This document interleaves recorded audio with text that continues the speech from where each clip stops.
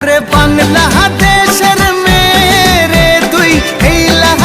লাহা যাস একবার যেই ঘুইরা তাকাস লাগে ঝাকাস পদ্মা নদীর ইলিশ খাইয়া রূপখানা কি ঝকঝকে বানাস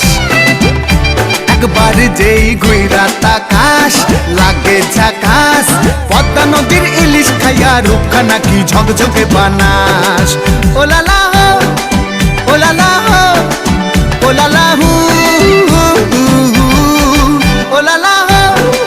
ওলালা ওলালা হু